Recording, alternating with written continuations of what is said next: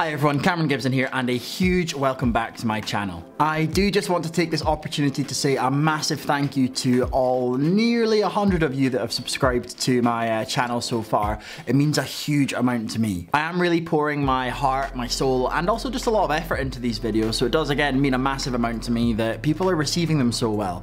So thank you very much. If you're new here or you haven't already, be sure to hit that big red subscribe button for me. That way you won't miss out on any of my future fun videos. So I know there's loads of advice going around at the moment about how best to use your time during lockdown. And actually, I've been kind of guilty of giving some of that advice myself. And really a lot of this advice seems to be along the lines of make the most of it, learn as much as you can with the time that you've got. Which is a way of thinking that I wholeheartedly agree with. Now I do think there's nothing wrong with spending some of your time just relaxing and chilling out and using this kind of strange time that we've got to just spend time with ourselves and the people around us. But me personally, when I have time to spare, I kind of see it as an opportunity to do something a bit interesting or maybe a little bit different. So really simply, I thought today I'd suggest you learn something a little bit silly, interesting, or different. So let's get straight into it. Here are my 5 fun and easy skills that you can learn in a short amount of time during lockdown. Some of these skills you literally can just learn in an hour or maybe even under, but some of them might take you an hour or two or even an afternoon. But trust me, each one of these has its own merits. A couple of these genuinely will help you a lot in your life going forward, and I mean this, they're things that you might use every day or every week. But one thing I do guarantee is that every single one of these skills will at very least impress your family, your friends, whoever you want to impress. I personally absolutely love learning these kind of random and fun skills. For me, I love learning them because A, they're just genuinely fun to learn. B, at the end of it, you actually get like a cool skill out of it. But the third reason is that actually you tend to find that you learn a lot of other skills and you improve a lot of other kind of transferable skills when you push yourself to learn something a bit random or different. All right, that's enough of me blabbering. Let's get into it. Alright, so the first skill that I want to teach you is to have the ability to open any bottle using any object. Now, by that, I do mean literally any object. Now, this is a skill that I actually learned when I was at university, a time of my life when I opened way more bottles than I'd care to admit. And this is a really useful skill that has not only genuinely got me out of situations where there's not a bottle opener present, but it also never fails to impress whoever might be nearby at the time. Absolutely trust me, investing 20 minutes to learn this skill will absolutely make you the hero of the party on more than one occasion going forward in your life. Now, I did say that using this technique, you could open a bottle with any object whatsoever, but in order to kind of learn the technique first, I'd recommend starting with something that you will always have on hand when you're opening a bottle, or at least almost always have on hand, and that is really simply another bottle. Now, I do recommend that you follow along, so go and grab maybe a bottle of something that you're not going to drink anyway. In my case, it's Coors Light. I'm Scottish, we don't really drink light beer that often, and follow along with me. Now, really, this technique is all in the way that you grip the bottle. The bottle that you want open, you want to grip that in your preferred hand. So I'm right-handed, so I'll grip it nice and firmly right around the neck like this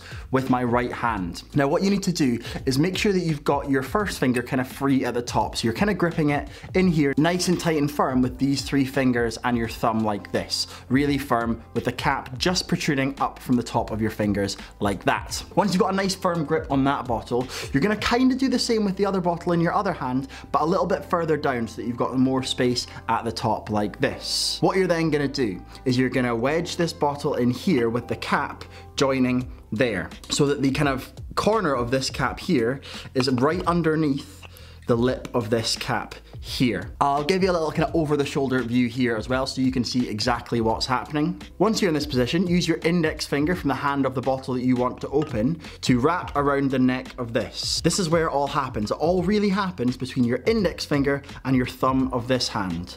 All you do is squeeze it nice and tight, then leverage it up like this. You'll find a point there where if you do squeeze tight enough and hard enough at the right angle, it will really simply open. Now, once you've really mastered this technique, I promise you will be able to open a bottle with anything. You can open it with one of these, with one of these, and even if you fold it up tight enough, you can open it with just a piece of paper.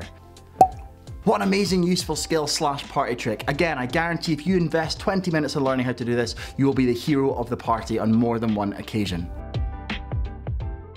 Alright, so skill number 2 is really simply taking some time to learn how to solve a Rubik's Cube. Now, while maybe not the most practically useful skill on this list, you would be so surprised how often you're in a situation, maybe you're in a waiting room in someone's office, in someone's house, and you see a mixed up Rubik's Cube, and being able to grab it and just solve it makes you look like a member of Mensa. It makes you look like a total genius. But first things first, we need a Rubik's Cube to be able to do this. So here we have my little chest of stage props. This is all my stage act stuff that I can just grab. And there we have an already solved Rubik's Cube. This is kind of cheating. I will mix it up and kind of roughly talk you through how this is done.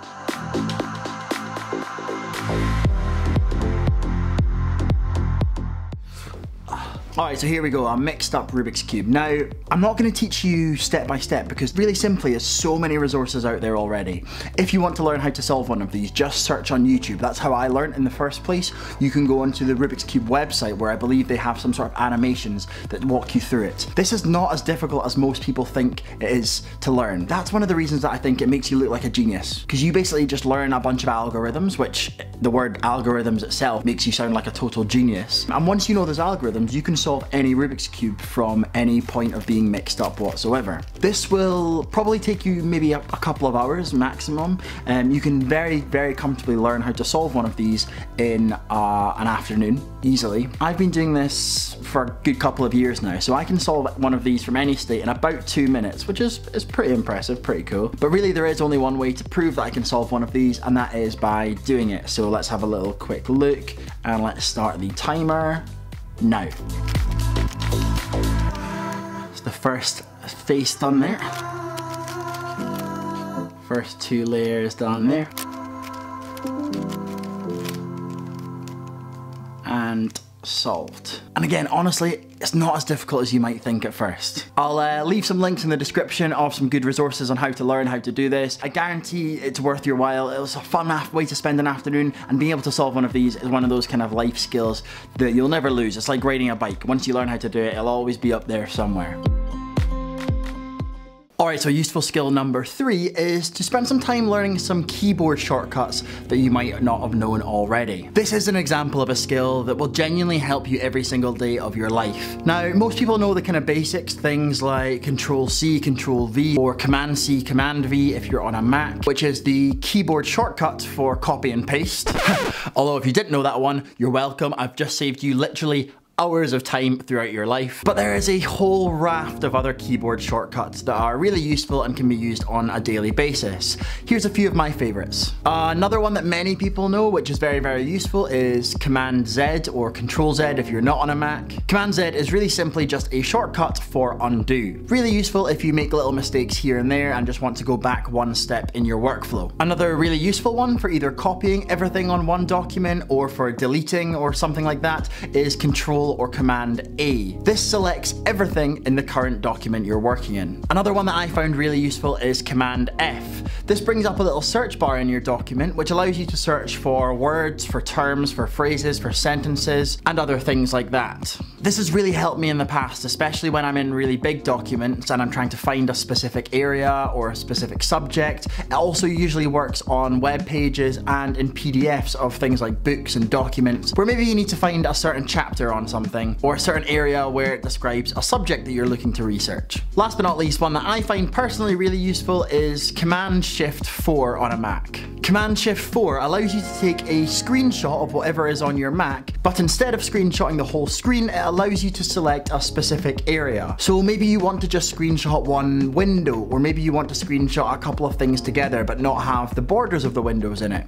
This will allow you to do that. Now, of course, these are a few of my favorite keyboard shortcuts, but depending whether you use Windows or you use a Mac, and depending on the kind of things you use a computer for, you'll have your own ones that you can find that are really, really useful. I know a whole raft of them for Final Cut, my video editing software, but why not spend half an hour trying to find some shortcuts that are really useful for you? This is a really great case of where spending half an hour now might save you hours and hours and hours in the future. Skill number 4 is learning how to make an origami something. Just anything. Now, the benefits of learning origami are twofold. I'm so sorry, I just couldn't resist that. But seriously, not only is origami a really fun thing just to sit and learn, it's really kind of relaxing to learn, it's something that's started a lot of conversations and a lot of interesting interactions with me in the past. Now my biggest tip here is the more random or obscure the thing that you learn how to make, the better. Sure, go ahead and start off by learning to fold the kind of classic origami crane, but why not find something more fun or obscure or a bit strange and learn how to make that? Around about 4 years ago, I learned how to fold this kind of cute little origami shirt and tie out of any banknote. Now it maybe took me like an hour or so to learn this and to commit it to memory, and now occasionally I'll just fold one up when I'm out and about with people. And let me tell you, people absolutely love them. They go wild for them. I went through a little period as well of actually folding them up as tips in bars and restaurants for the servers, and people love them as well. It absolutely guarantees to make people smile and just maybe makes you even a little bit more memorable to them as well. As I say, this shirt and tie is pretty cute, but you can fold anything. Find something that maybe means something to you or reflects you a little bit, or is just a bit different. And finally, last but not least, our fifth fun and easy skill to learn during lockdown. It is something that I think everyone should be able to do, and that is learn how to shuffle a deck of cards. Now, as a professional magician, you'll know that I obviously ask people all the time to shuffle my cards for me, just so that they can ensure that everything's kind of fair and above board. Spoiler alert, it's usually not, but you would be amazed how few people can actually shuffle cards effectively. But if you want to invest maybe half an hour into learning this skill, rather than just 10 minutes, you can actually teach yourself how to do one of these. This is called a riffle shuffle, and not only looks really impressive, but it's a really effective way of shuffling the cards. I mean, come on, look how sexy that shuffle looks. Now, learning how to riffle shuffle a deck of cards properly is actually a lot easier than it maybe looks. Again, one of these skills that looks really impressive, but actually not that difficult to do. Now again, rather than going into complete detail into this, I thought I would film another video that explains this. So you can grab a link to that in the description below. I'm gonna explain how to start off by holding a deck of cards, I'll explain an overhand shuffle, and even go into a riffle shuffle, just so that you can look like an absolute boss the next time you're asked to shuffle a deck of cards. So there you have it, 5 fun, quick and easy skills that you can learn during lockdown. Each and every one of these is guaranteed in some varying different way to make you look like a bit of a badass. Do let me know in the comments below if you tried any of these and what level of success you had with them. And you know, if you want to look like a total badass, I don't know, maybe try all 5 at the same time while on fire. I don't know how that's even possible. And again, let me know how you did in the comments below. Be sure to hit that like button for me, and I will see you in the next one.